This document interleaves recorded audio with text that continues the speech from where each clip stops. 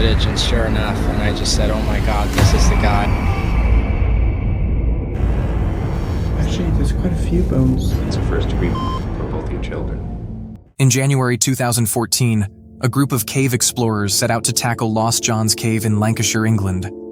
This cave system is vast, stretching nearly 3 miles, 4.8 kilometers in length. Its deepest known point plunges down an astonishing 690 feet, 211 meters. Most members of the team were seasoned cavers, confident in their abilities, like many in their field. They had thoroughly researched the cave and carefully planned their route in advance. But in the world of caving, even the best preparation can fall short when things go wrong.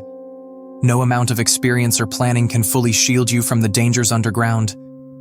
One member of the group, Bob Johnson, would come to learn this firsthand. At first, the expedition progressed smoothly. The team relied on the gear they had brought to navigate the cave safely. That is, until they encountered a particularly challenging section known as the tube. This narrow, cramped passage required them to crawl on their stomachs. To make matters worse, it was partially submerged, making visibility and breathing incredibly difficult. Still, the group pressed on. The smallest team member went first and managed to get through with little trouble. But things didn't go as smoothly for the next person, Bob Johnson. From the start, he struggled with even the slightly wider parts of the tunnel. Though he eventually made it through, his ordeal wasn't over yet.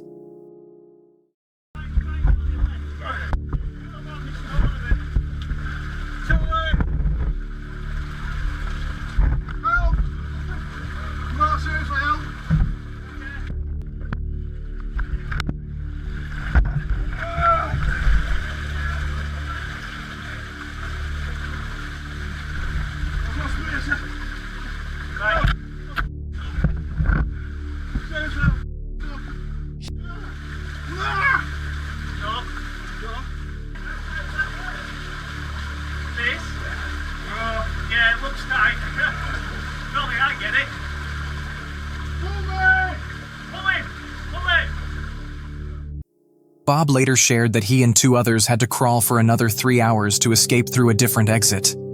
The experience left him deeply shaken. In fact, he admitted he can't even watch a video about the event without feeling anxious. Since then, it seems he has mostly stepped away from caving and taken up a much safer hobby, cycling. Thankfully, he appears to be doing well now. It's June 2017 and 22-year-old Richard Ragland is hanging out with his friends at Foster Falls State Park in Tennessee. Richard's a big fan of the outdoors and often films his adventures using a GoPro. But during a swim beneath one of the waterfalls, something goes horribly wrong. He doesn't resurface. His friends don't realize he's missing until it's too late. By the time they find him, there's nothing anyone can do. Authorities search everywhere for Richard's missing GoPro, hoping it might offer some answers, but it never turns up. Fast forward 2 years, and a YouTuber known as Rich Aloha is scuba diving in Foster Falls when he stumbles upon something that will change everything.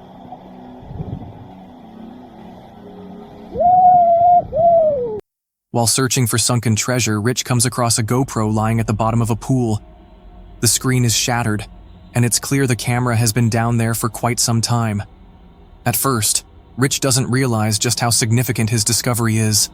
Later on, he decides to take out the SD card, and to his surprise, it still works. Even after spending years buried in the sediment at the base of a waterfall, the card has managed to preserve some powerful footage. What it holds is heartbreaking.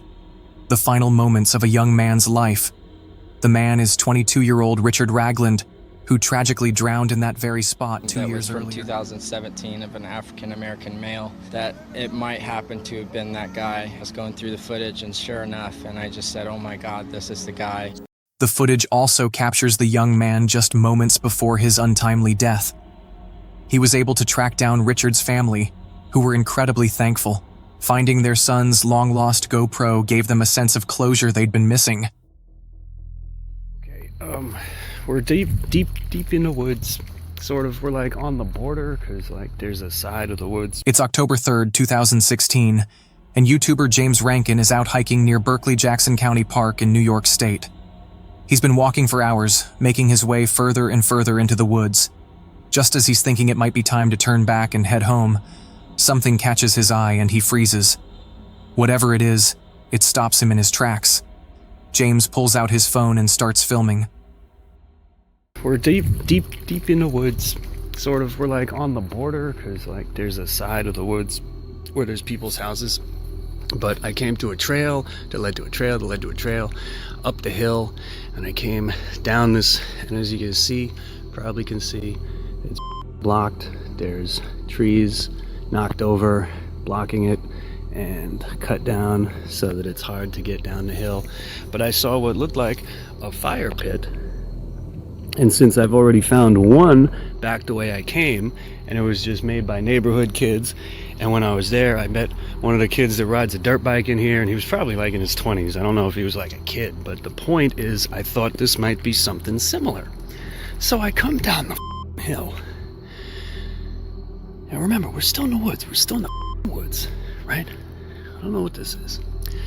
Do you see the trees? Look at the white. Okay. I was like, okay, these are probably no trespassing signs, or maybe it's something for the wildlife or something. Look what these are.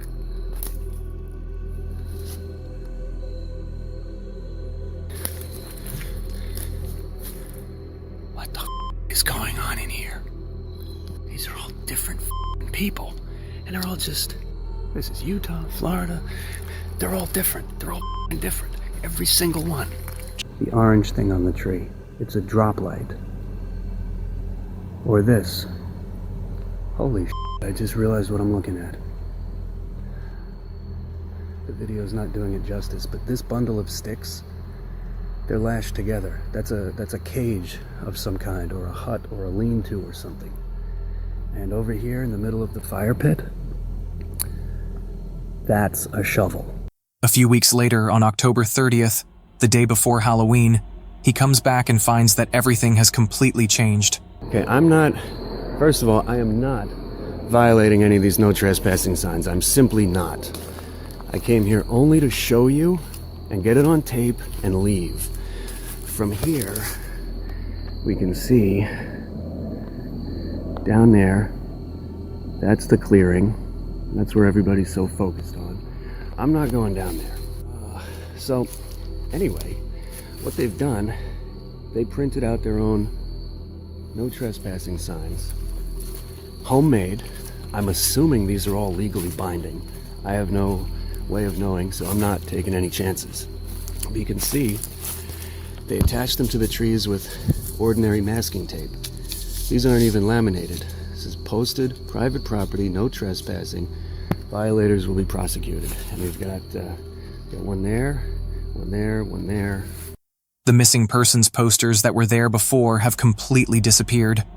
In their place, dozens of no trespassing signs have been put up. Not wanting to break any laws or risk running into whoever posted the signs, James decides not to go any further. Still, James mentions that during casual check-ins on Friday and Saturday night over Halloween weekend, there didn't seem to be any parties happening at the site. With no clear explanation for the strange setup, James and his viewers start speculating about what could have gone down at that campsite. A lot of people believe that whoever owns the land really doesn't want anyone snooping around. But what do you think? Did James accidentally come across some harmless party props? Or is there something much more disturbing being kept out of sight? On March 22, 2024, an incident occurred at a ride in Icon Park located in Orlando, Florida. The ride, known as the Orlando Freefall, drops riders from 20 stories high in just about 3.5 seconds. That night, 14-year-old Tyree Sampson decided to try the ride with his friends. Tyree was a talented young football player, already 6 feet tall and weighing 380 pounds. Despite the ride having a weight limit of 285 pounds, he was allowed on by a staff member who had reportedly only been on the job for 3 days. When Tyree's harness wouldn't lock into place properly, the employee used a wrench to adjust it, giving a few extra inches of space. What wasn't mentioned to the riders, though, is that once the ride reaches its peak height of 430 feet, the seats tilt forward 30 degrees to intensify the thrill. Bystanders caught the entire scene on camera, and while for obvious reasons the full video can't be shown, the drop are just as disturbing.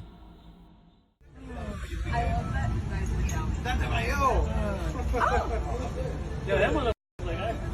Y'all ever been on here before? Negative. I've never had it either. That's great. You know how you're going? 400. Oh, Hey, you check your seatbelt on the left side. Seatbelt. nope. Seatbelt.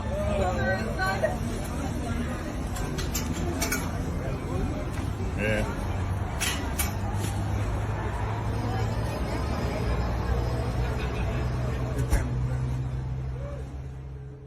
As the ride began to break, which happens in mere seconds, Tyree slips out of his harness and falls the remaining 100 feet, and the lack of employee training becomes apparent.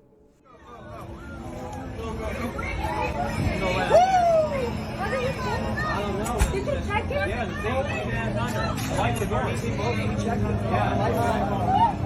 You guys are sure you checked it?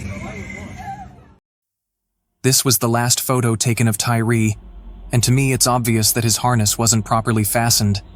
It's clear this tragic incident could have been easily avoided with proper training. The ride was immediately shut down and never reopened. The Sampson family then filed a lawsuit against the company that built the ride. The trial lasted just one day, as the company didn't even show up to court. In the end, the family was awarded $310 million. While the park remains open, the ride itself has since been demolished. Action Adventure Twins is a YouTube channel run by brothers James and Edward. Since early 2020, the pair has been exploring tight and risky cave systems. But despite all the experience they've built up, one of them came dangerously close to losing his life in 2022. In January of that year, they set out to explore the well-known Petty John's Cave in Georgia. They'd already been inside this maze-like cave several times before, and even discovered an underground waterfall on one of their trips. So by this point, they were feeling pretty confident in their ability to navigate it. Everything started out as usual, with the two squeezing through the tight, claustrophobic entrance to get to the first open chamber of Petty John's Cave.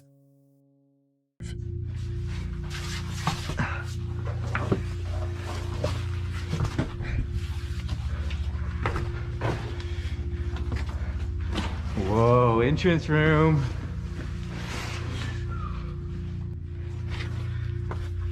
I found a rope.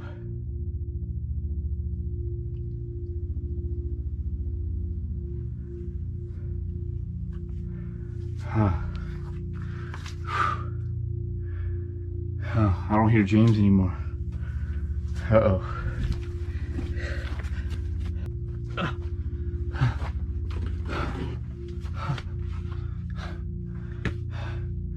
James!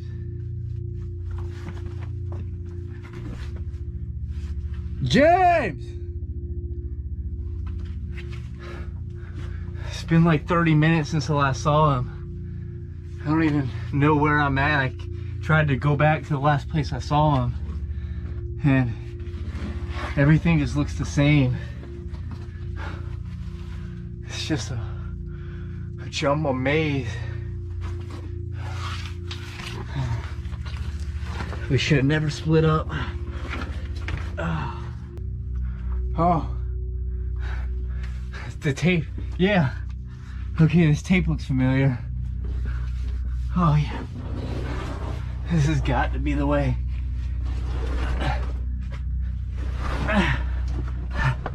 I'm getting close. James! Still nothing. James!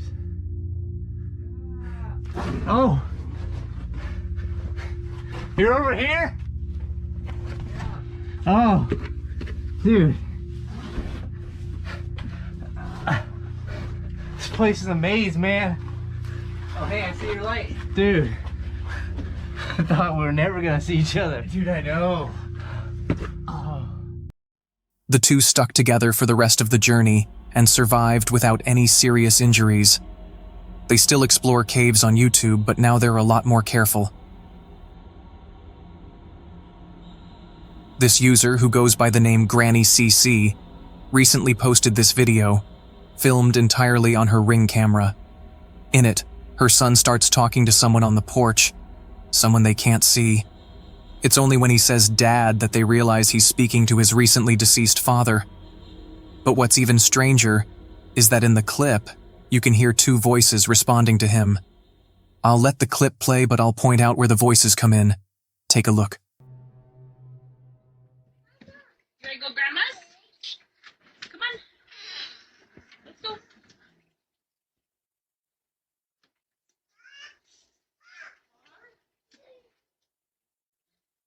I like what you.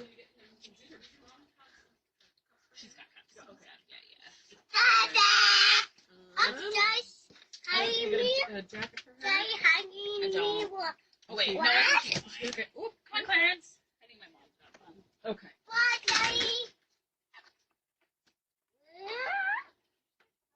That's what I was just about to ask. What did you say, Clarence?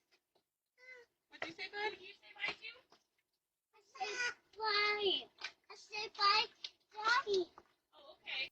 Now, while some might find this creepy, for her, it was nothing but comforting. But I'm curious, what do you think about this? Oh wait, no, okay. Oop, come on, Clarence. Clem Schultz and his wife were living in Fairdale, Illinois when one of the most devastating tornadoes in the town's history struck. As the storm approached, Clem filmed from his upstairs window, watching the massive twister draw nearer. At first, he believed it would pass them by, but it was coming directly toward them. Tragically, Clem kept recording. His wife didn't survive the tornado's brutal force, while Clem suffered a serious spinal injury. The phone he used to capture the horrifying footage was later recovered from their destroyed home. And this is the video that survived.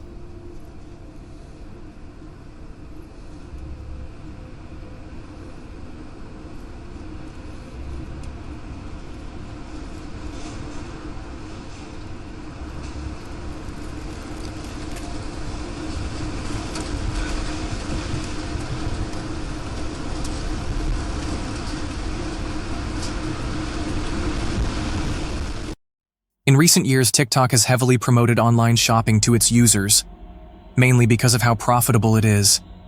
Nowadays, they've even added live streams to boost sales, where anyone can join, see product details, and buy with just one click or check reviews. But with this specific handbag, people came across a deeply unsettling review. The clip was filmed in a dark room and has since been removed, though one user managed to screen record it before it was deleted. This is our 15 inches, okay? 15 inches toter bag, and well, it's a perfect.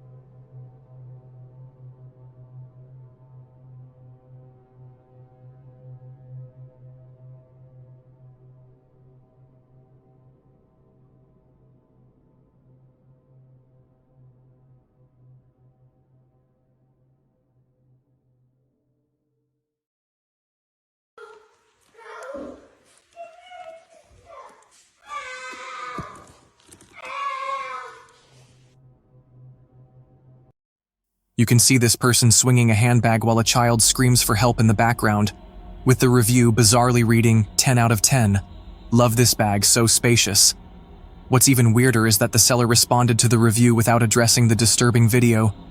This quickly went viral on TikTok, with concerned users flooding the seller's profile with comments.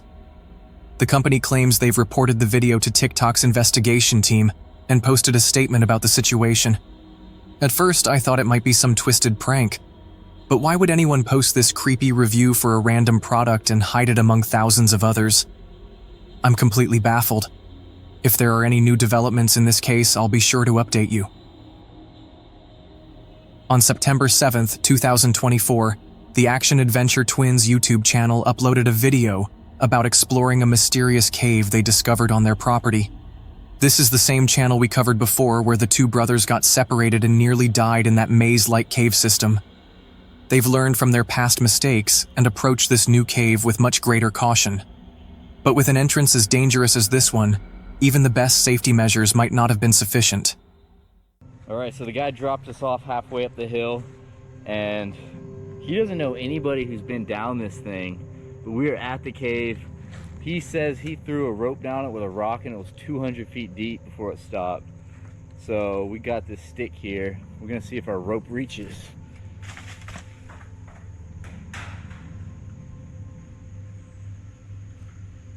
It's still, oh, you were right, it kept going. Oh, wow. Yeah. This is a big one, man. That's comforting. Human bones, huh? Look how big they are.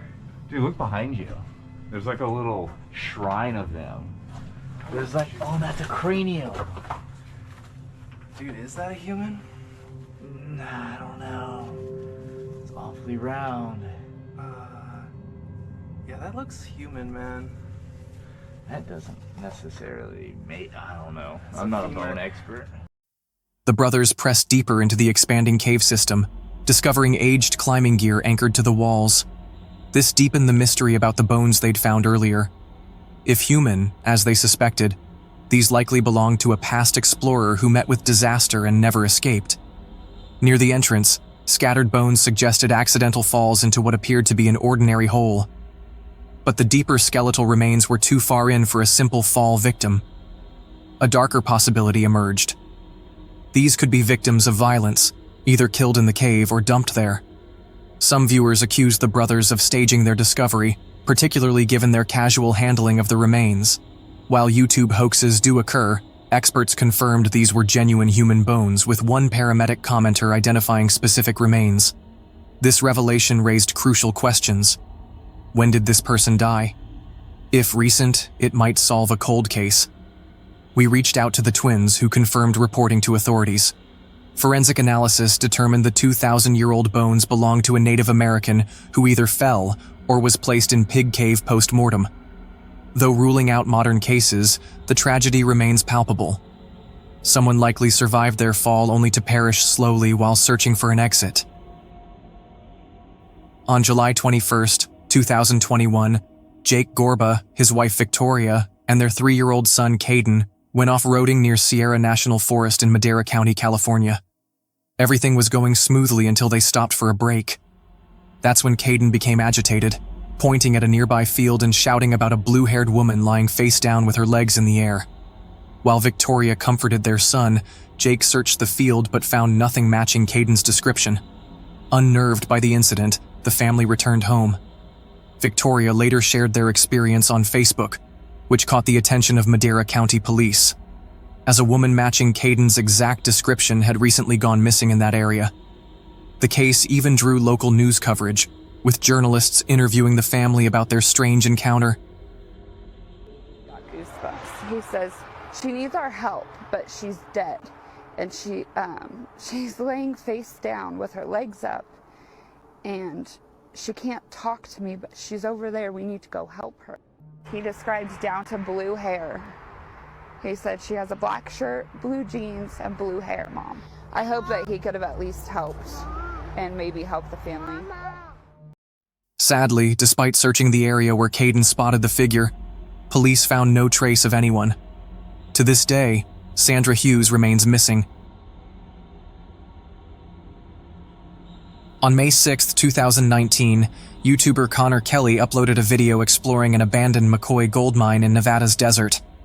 What began as a lighthearted family adventure soon became a deeply unsettling experience, one that would probably haunt the group forever.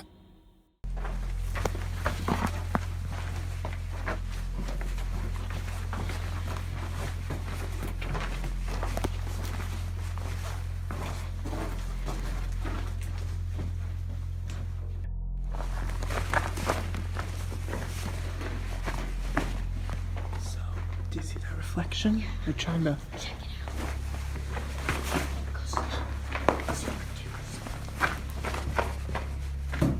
Oh. Oh, Jesus, what? It's a shoe. Oh. Look, is that like a fossil?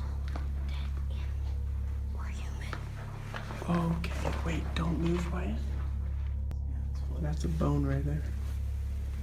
Actually, there's quite a few bones in this. So this is water flow. It is gonna be great. So we can't trust this. You don't step any closer.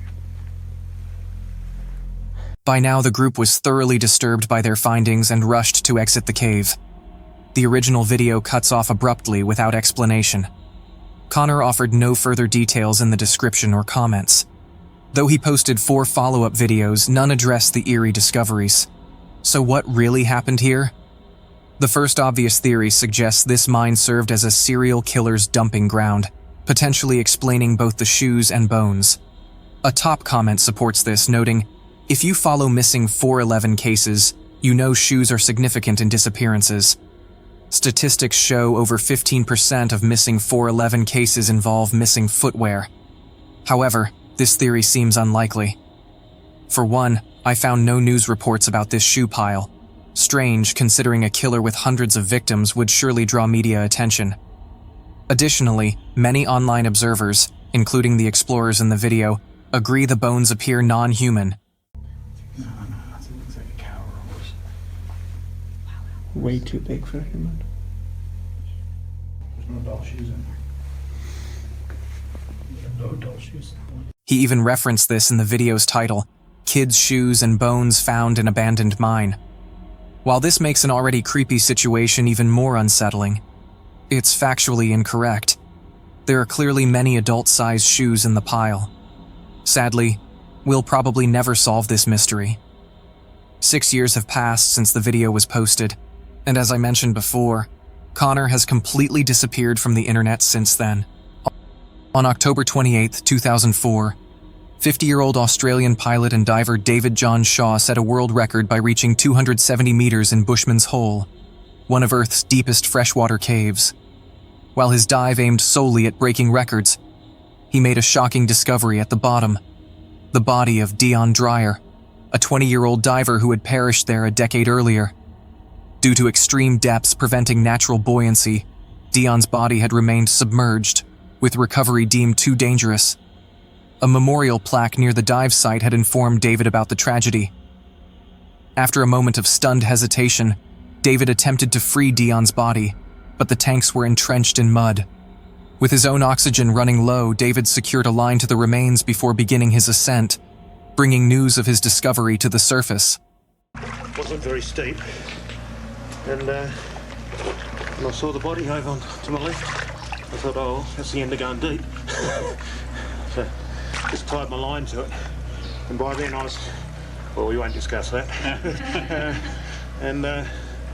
So I just left my line. News of Dion's discovered body spread rapidly, leading Dave to meet with the parents and vow to recover their son. After months of preparation, the recovery dive was set for January 8, 2005. Tragically, Dave's heroic mission ended in disaster beyond anyone's worst fears. Cave diving presents extraordinary dangers beyond regular scuba, managing oxygen, navigating sharp rocks in near-total darkness, where even powerful lights fail, while avoiding disorientation. The crushing pressure at 270 meters makes this one of Earth's most extreme challenges, attempted by only a select few. Dave meticulously planned every second with police, military, and medical teams. The strategy called for him to follow his pre-placed line, free Dion's body using a special bag, then begin a 12-hour staged descent. At 220 meters, dive partner Don Shirley would take the remains while monitoring Dave's condition. Instead, just 90 minutes in, surface teams received alarming updates. First, that neither diver had been seen, then Don's chilling report of seeing Dave motionless in the depths. Don's okay. Don's okay. Dave's looking okay. This line is just getting everywhere because this body is floating. It's not stuck. Everything's moving. Right, light gets caught on the line there. Move it out of the way. Still got a nice bright light. The intense effort distracted Dave from monitoring his equipment, leading to nitrogen narcosis. This impaired his judgment, concentration, and motor skills, essentially robbing him of all capabilities needed to survive at such depths. In his disoriented state, he struggled unsuccessfully to cut the tangled line. As consciousness faded, his final sight was Dion's empty face mask staring back at him. Dave tragically died moments later. The only consolation was that the tangled lines kept Dion's body nearby, enabling Dave to posthumously fulfill his mission of recovering the remains, though at the ultimate personal cost.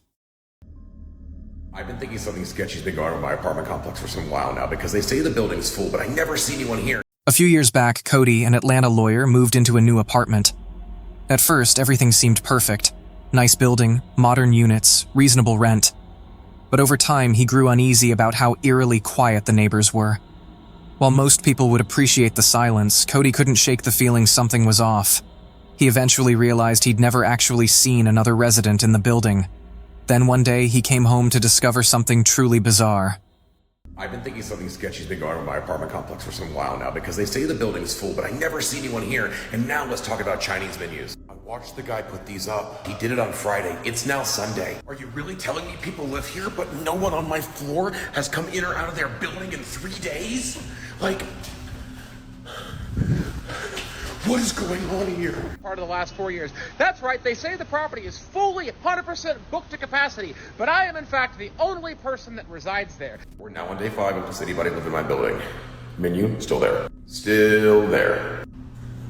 And there. And you guessed it. I mean, like, this one's gone, but that one's still there. And I mean, I don't get it, because I live in a nice part of town in a demandable market, and my building is a good building, especially for the price. So, like, how are they vacant? Or does everybody just go on vacation for weeks at a time? I need answers. The hashtag #Menugate started trending online, with viewers theorizing about Cody's strange apartment situation. Many suspected financial crimes, suggesting the empty units might be part of a money laundering scheme or property value inflation tactic. One commenter explained, "Keep units vacant to avoid maintenance costs while reporting fake tenants to clean dirty money." Another added, "This creates artificial housing shortages to drive up prices." These theories hold water as there are verified cases of such schemes. But Cody's next update completely baffled everyone. Park here are people that live on my floor. And, like, there's more cars here than there are apartments. Closer inspection, some of these cars don't look like they've moved for a while. Okay, we're gonna check the other floors. It's again plenty of cars, but also that's been there for a minute. This one too. Like, we're on the 5th floor now. It's getting a little bit empty. I mean, it is 12 o'clock on a Wednesday, but I mean, for the amount of people that are supposed to live here, there should be more cars. Also, for the amount of people that aren't here, there should be fewer cars. Quick apartment update. I gotta shout because this giant fan right here, but this one abandoned car, the tag expired in 2019. What? The plot thickens. Is that another person? Come back. I have questions.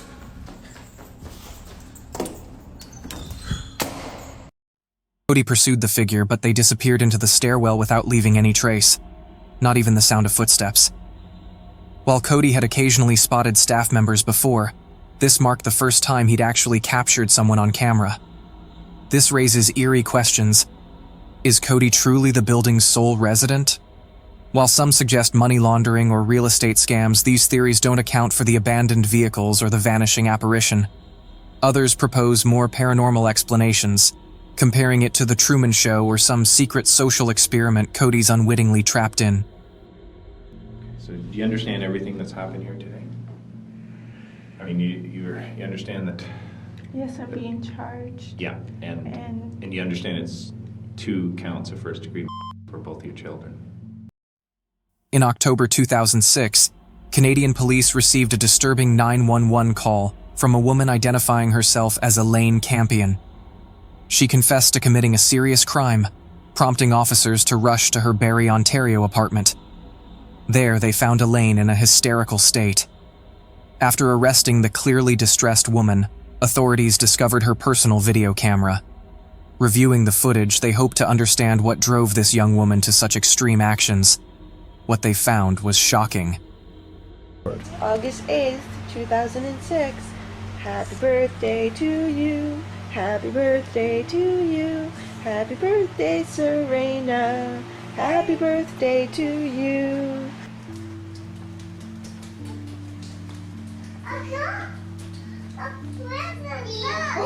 What is it? It's a bike. There's Sophia. Mommy. Can you see Mommy? It's my stroller. Oh, you see the stroller. Okay, is there Mommy? Yes. Hi. Supposedly my 2 children and I live in, and it's just a horrible, horrible mess. Yeah. I think Diego Campione is totally in the wrong, and I hope he burns in hell for all his sins. The same as Leonardo. All I wanted to do was take care of my 2 little girls and live happily ever after the 3 years of physical, emotional, and mental abuse that I endured tremendously by Leonardo Campione, and then the past year from Anna and Diego Campione, the mental and emotional abuse, which wouldn't stop, and I had CAS keep bringing these 2 people into my life over and over again when I kept telling them the amount of mental and emotional abuse it was causing my 3-year-old daughter Serena and I and Sophia. It was horrible and uncalled for, and I want justice to my family for what they have all done to us. I cried out for help. They should have charged him for the assaults he did to me, the assaults he did to my oldest daughter Serena, and they did nothing for us. Elaine films her apartment while complaining about their terrible living conditions. She rants about people who've hurt her, wishing they'd burn in hell, including her ex-husband Leonardo Campione, whom she accuses of years of abuse. All this happens in front of her increasingly distressed children. As one observer noted, the room's mood shifted during her outburst. The kids grew visibly anxious, recognizing this behavior always preceded something bad. Sophia eventually snaps Elaine out of it, ending the recording. The next clip appears normal, but the timestamp reveals it was filmed mere days before Elaine's police confession, foreshadowing the horrific act she would commit. Hey Serena, who loves ya? Mommy. Who loves you the most? That much? Oh, I think I love you more than that. Because Leo and there, are you happy? Everything's gone. You wouldn't give peace. You wouldn't tell the truth. I begged.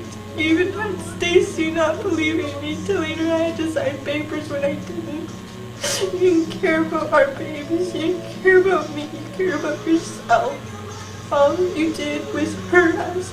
God believes me, and God's taking care of them now. They're protected by God, thank God, and thank Him. Because there's no way I could have them with you. You're a hideous monster. The things you used to do to me. In the video, Elaine speaks directly to her ex-husband Leonardo, declaring, "Everything is gone." Her daughters are conspicuously absent as Elaine tells the camera that God is taking care of them. When police arrived 2 days later, they discovered the girls laid out on Elaine's bed, holding hands with a rosary placed between them.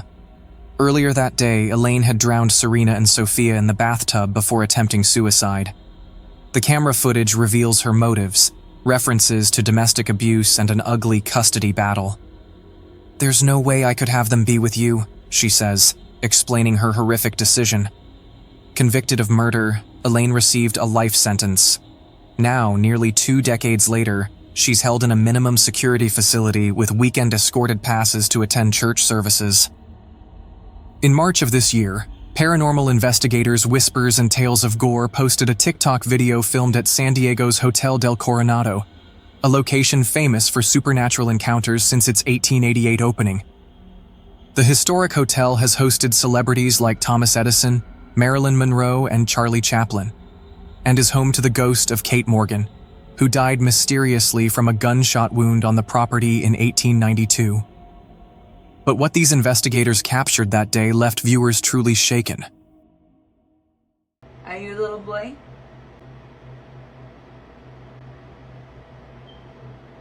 It's okay. Come here. It's okay. I don't know if my eyes are playing tricks on me, but it looks like it's going like back and forth.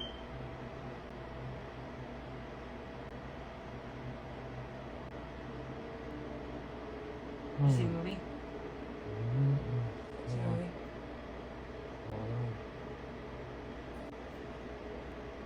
Wow. It's okay. No, wait. Come back. Where? No, you come back. Go straight, look straight towards me. No. Turn towards me like you were earlier. Put your back towards me. You can clearly see a childlike figure pass by the doorway, leaving the investigators shocked. Notably, a hotel employee commented about witnessing something similar. While some tried to explain it away, suggesting someone was on a balcony, the fact remains, this hotel has no room balconies. The investigators firmly stand by their footage being genuine. We had this footage for over a year. We filmed it at Hotel del Coronado. And we have so much more footage that makes that footage look like a joke. I want to hear your thoughts. What do you make of this?